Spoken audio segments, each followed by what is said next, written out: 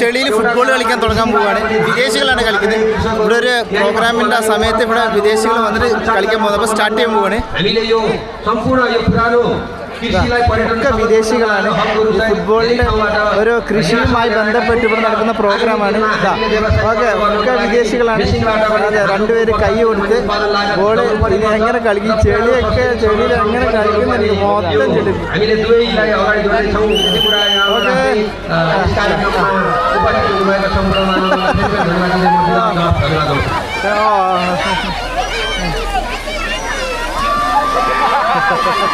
धन्यवाद। यसपछि हामी कार्यक्रमको महत्त्वपूर्ण चरणमा छौँ। हाम्रा धेरै इभेन्टहरू खेलाउन हतार भइसकेको कारणले छुट्याएको जानकारी गराउँदै आजको यो कार्यक्रममा आफ्नो प्रमुख अतिथि मन्तव्य राखिदिनु हुन आजको यो कार्यक्रम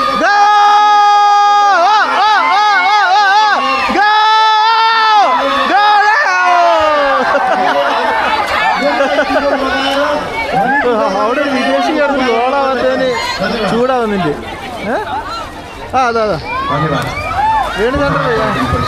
ഫുൾ ഡോക്ടർമാരുണ്ട്. ഇവന്മാർ ചെളിയിൽ ഫുട്ബോൾ കളിക്കുകയാണ്. ഡോക്ടർമാർ വന്നിട്ട് महानगरपालिका वडा नम्बर 30 मा आयोजना भएको छ। यो कार्यक्रमका अध्यक्ष മെസ്സി ഫുട്ബോൾ കളിക്കുന്നു.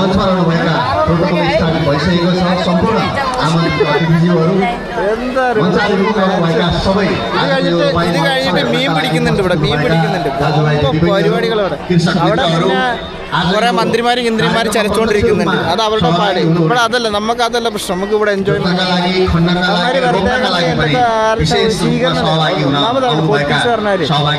മൈക്ക് കിട്ടിക്കഴിഞ്ഞാൽ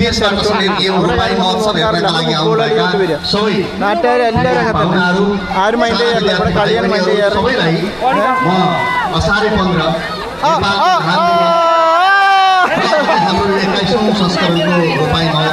सबैको तर्फबाट हार्दिक सम्मान र अभिवादन व्यक्त गर्न चाहन्छु।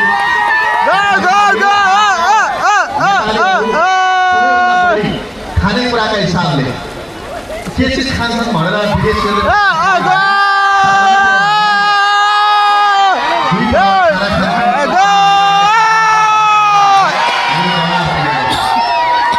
यसबाट के बुझिन्छ भन्दाखेरि 1-0 ഏത് ടീമാണില്ല. വിദേശികളെ കളിക്കുന്നത് 2 ഗ്രൂപ്പായിട്ട് 1-0 കളി ലീഡാണ്.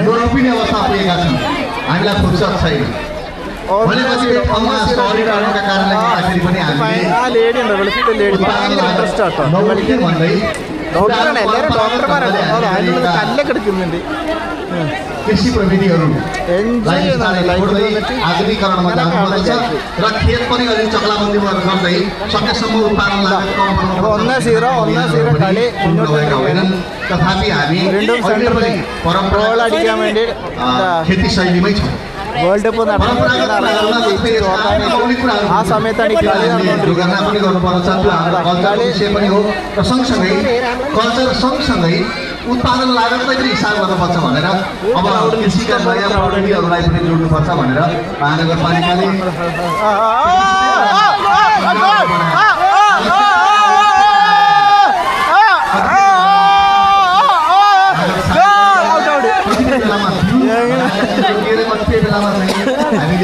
എന്താ തൊണ്ട म खुसी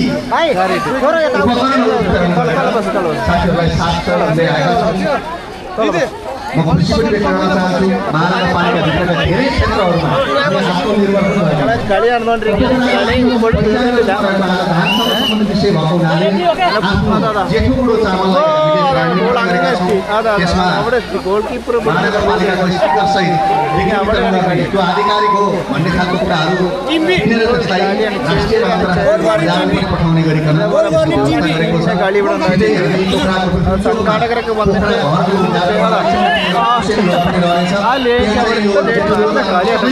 നിന്നിട്ട് എന്താ പറയുക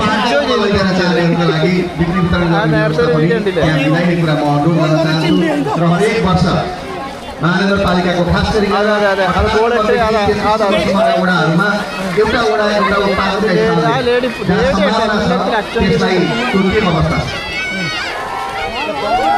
र 18 भन्दा 16देखिबाटै माथिको कुरा गर्छौँ। एउटा वडामा एउटा उत्पादन र त्यसका लागि त्यो उत्पादनदेखि बिक्री वितरणसम्मका लागि महानगरपालिकाले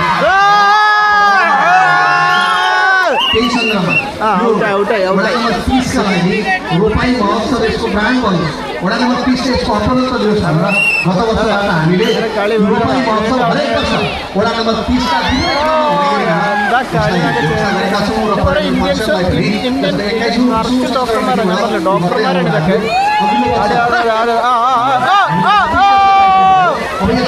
वर्ष रोपाई महोत्सव वडा नम्बर 30 लाई ഒരാൾ ഗ്ലാസ് കിട്ടുന്ന കളിക്കുന്നത് ഗ്ലാസ്സിലെങ്ങനെ കാണുന്നത്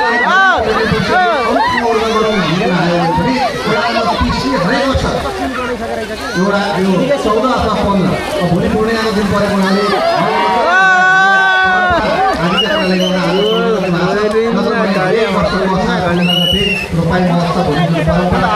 പെണ്ണുങ്ങൾ മിക്സ് ചെയ്തിട്ടാണ് ഫുട്ബോൾ കളിക്കുന്നത്. അത് ചെളിയിൽ കൃഷിയുമായി ബന്ധപ്പെട്ടിട്ടുള്ള കാര്യമാണ് ഇവിടെ നടന്നുകൊണ്ടിരിക്കുന്നത്. മികച്ച രീതിയിൽ മുന്നേറിക്കൊണ്ടിരിക്കണം. 1 സീസൺ ലീഡാണ്. തോറ്റിരിക്കുകയാണ്.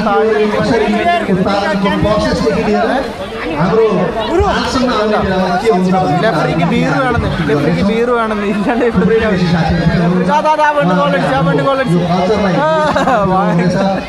महोत्सवको रूपमा अगाडि बढाउँ भनेर आज थुप्रै ख्याति प्राप्त हाम्रो कलाकारहरू आउनु भएको छ।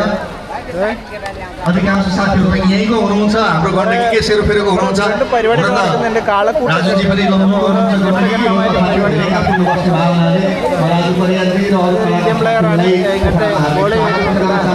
एकछिनपछि रोपाले हाम्रो दिदीबहिनीहरूले पनि गाउनुहुनेछ, दाजुभाइहरूले पनि गाउनुहुनेछ, कलाकार मित्रहरूले पनि गाउनुहुनेछ। महोत्सवलाई साँच्चै रोपाई महोत्सवका रूपमा परिणत गर्नेछौँ भन्ने कुरा अनुरोध गर्दै पर्यटन परिषदले यो आयोजना गर्ने धन्यवाद दिन चाहन्छु।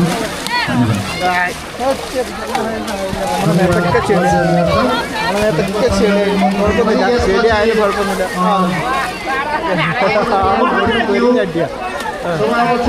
അതാ വെളുത്ത പെണ്ണ അവള് ഭയങ്കര അതാണ് അവളെ നല്ല കളി കളിക്കുന്നത്. എനിക്ക് തോന്നുന്നു അർജന്റീന പ്ലെയറാ തോന്നുന്നു.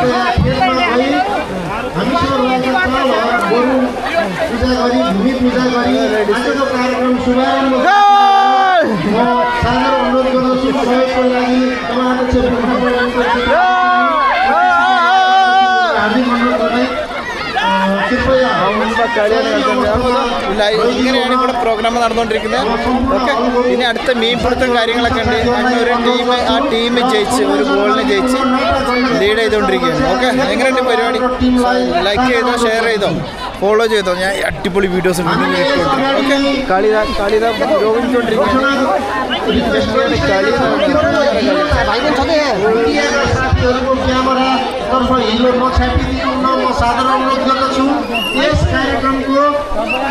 पब्लिक टेलिभिजनबाट प्रत्यक्ष प्रसारण भइरहेको र जसको 14 जन मैले यस अगाडि नै लेखनाथ पार्टीसँग सम्पूर्ण അപ്പോൾ നമുക്ക് വീണ്ടും കാണാം. അപ്പോൾ ഫുട്ബോൾ അതിൽ ഒരു ടീം ജയിച്ച് ഇനി അടുത്ത ഒരു പരിപാടി ഞാനായിട്ട് അടുത്ത ഇവിടെ തന്നെ പല പ്രോഗ്രാമായിട്ട് നടക്കുന്നുണ്ട്. ഓക്കെ, ശരി.